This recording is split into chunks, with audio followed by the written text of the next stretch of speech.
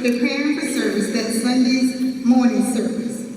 Down in the basement was Addie Mae Collins, my sister. She was 14 years old and in the 8th grade at Hill Elementary School. She loved playing hopscotch, and you should have heard her sing. Cynthia Diane Westy. She was 14 years old and she went to Ullman High School. She loved numbers and excelled in math and reading. She was also in the school band. Carol Roseman Robertson was also down there. She went to Parker High School. She was very smart, a straight-A student. She was in Girl Scouts and also a member of the band at her school. The last girl was the youngest of us all, Denise McNear. Such a pretty girl. She was 11 years old. She went to Street Elementary School. She was big on raising money for muscular dystrophy. It was down in the basement as we prepared for Sunday service that I heard a loud boom. It knocked us off our feet. The air was so foggy I couldn't see anything. I had no idea what just happened. I felt my body stinging all over. I yelled out, Addie, Carol, Niecy, Cynthia, Addie. But there was no answer. They were dead.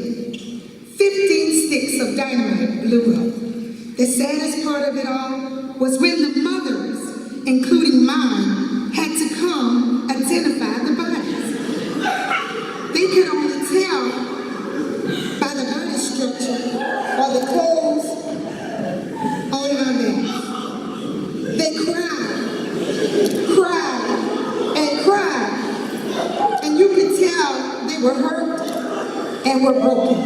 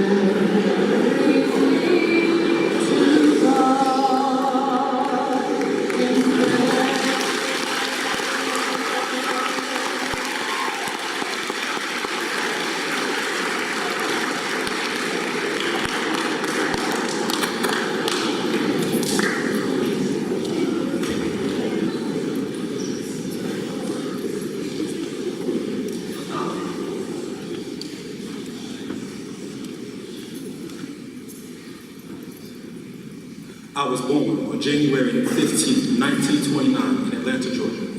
Both a Baptist minister and civil rights activist, I made a seismic impact on race relations in the United States beginning in the mid-1950s. Among many efforts through my activism, I played a pivotal role in the ending of legal segregation of African American citizens in the South and other areas of the nation, as well as the creation of the Civil Rights Act of 1964 and the Voting Rights Act of 1965. I received the Nobel Peace Prize in 1964, among several other honors. I was sadly assassinated in April 1968, but I am remembered as one of the most influential African American leaders in history, often referred by my speech, I have a dream. I am Martin Luther King Jr.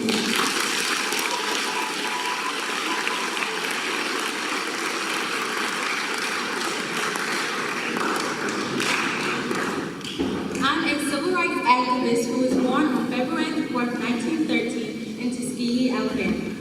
I refused to surrender my seat to a white passenger on a Montgomery, Alabama bus. This spurred a citywide boycott. The city of Montgomery had no choice but to lift the law requiring segregation on public buses. I received many accolades during my lifetime, including the NAACP's highest award, the Spingarn Medal. I am Leslie Moss.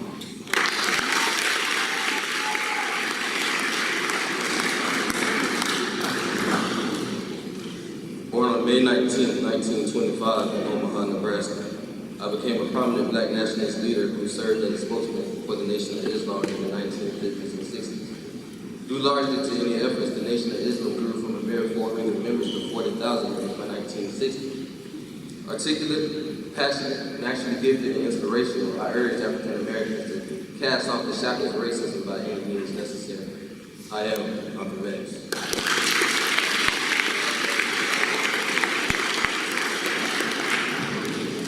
And together we have paved the way for equality.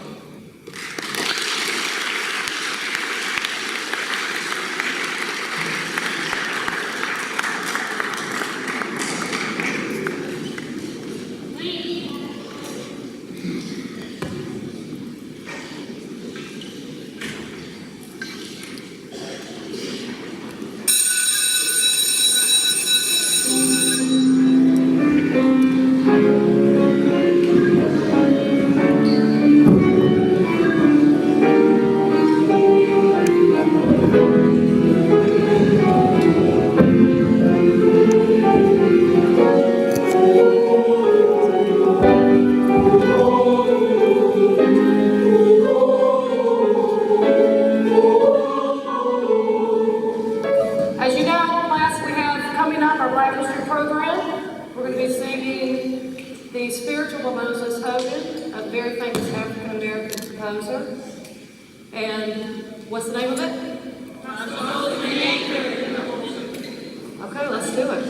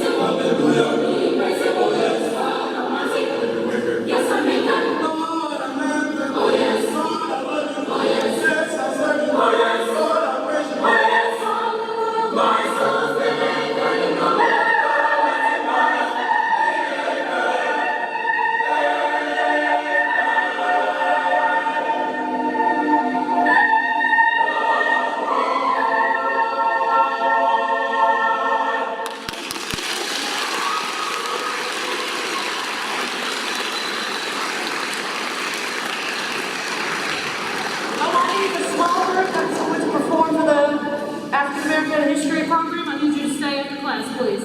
Thank you, everyone. Good job.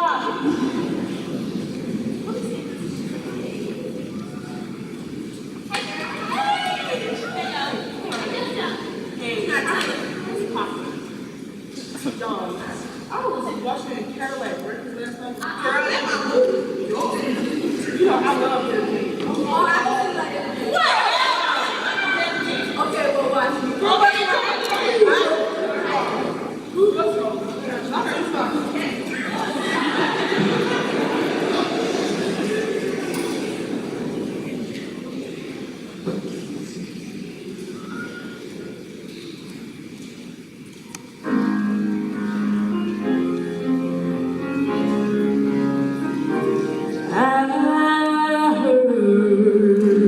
Church bells ringing. I heard a choir singing. I saw my love walk down the aisle on her finger. He placed a ring. Oh, I saw him.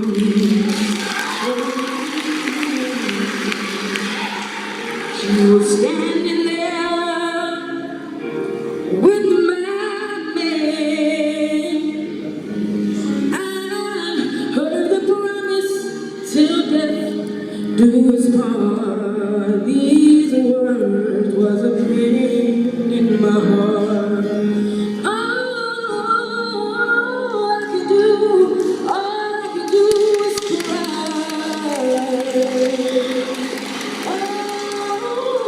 do was cry. I was losing the man that I loved, and all I could do was cry.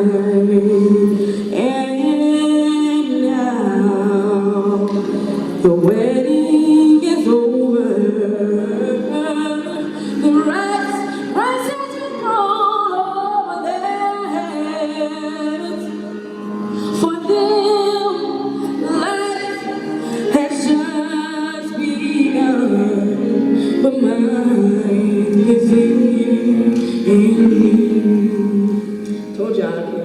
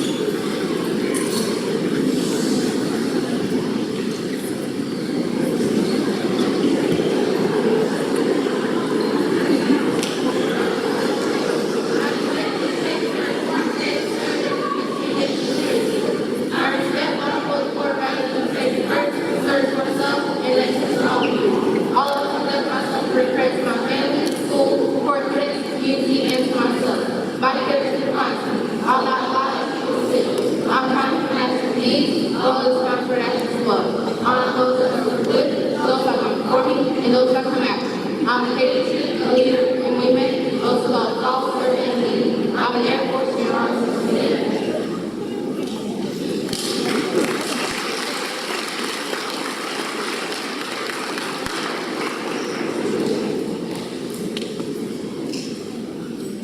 African American and military history. Throughout America's history, from the Battle of Lexington to the Battle of Fallujah, Black soldiers have honorably answered the call of duty, serving with great valor and distinction in America's armed forces. History records the Tuskegee experiment as tremendous success and proves that Blacks can perform well in both leadership and combat roles. The experience of the Army Air Corps during World War II necessitated that the military review its policies on the utilization of Black service members. In 1948, President Harry Truman signed an executive order on equality, a treatment and opportunity in the military, due in no small part to the success of the Tuskegee Airmen. On July 6, 1948, President Truman issued Executive Order 9981. This order established a policy that there be equality of treatment and opportunity for all persons in the armed services without regard to race, color, religion, or national origin.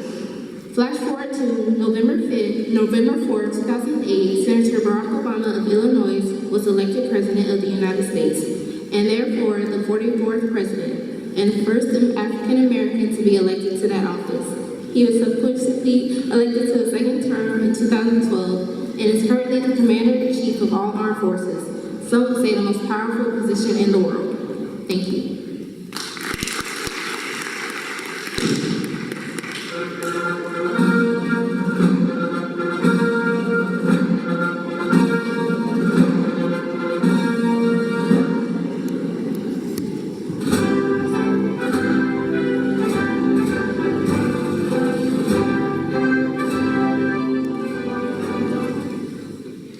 After serving 2 full terms as the 44th family of the White House, we are leaving behind an accomplishment that will forever be in the hearts of our people, which is being the first African American family in the White House.